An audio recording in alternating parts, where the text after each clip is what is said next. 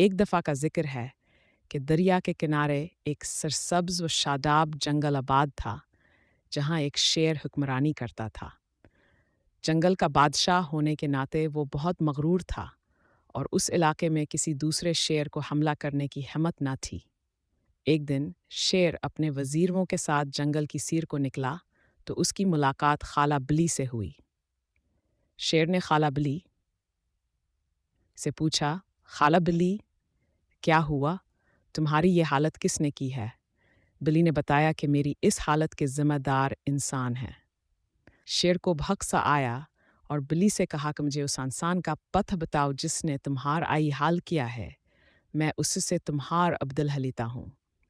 यह सुनकर खाला बिल्ली बोली, तुम नहीं जानते इंसान भी तो खतरनाक होते हैं, और शेर को लेकर इंसानों की बस्ती की तरफ रवाना हो गई। रास्ते में उसे लकड़हारा हंजर आया जो लकड़ियाँ काट रहा था। लकड़हारे को देखते हैबली बोली, ये इंसान है। शेर लकड़हारे से बोला, मैं अपनी खाला का बदला लेने आया हूँ।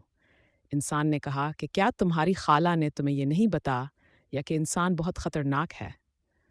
शेर ने कहा, कुछ भी हो मैं तुम्हें मज़ा चखा कर रहूँगा। लकड़हारा वक्त की नज़ाकत को भांप गया। उसने कहा, ठीक है, तुम यहीं रुको, मैं ये लकड़ियाँ झून पड़ी में छोड़ कर आता है। ए इंसान, रुक, मुझे क्या कपा तो वापस आएगा या भाग जाएगा? शेर बोला।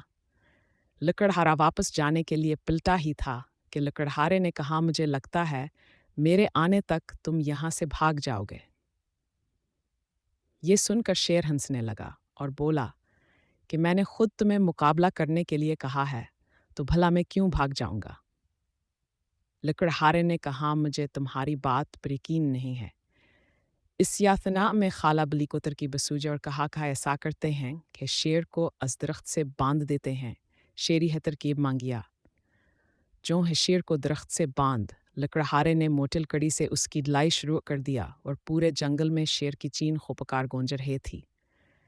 शेर को मारने के बाद लकड़हारे ने बिल्ली से कहा कि खाला अपने भांजे का ख्याल रखो, मैं अभी आता हूँ। ये सुनकर बिल्ली शेर के पास आई और कहा, भांजे, मैंने तुमसे कहा था इंसान बहुत खतरनाक होता है। अब सजा भुगतो अपने गुरूर की।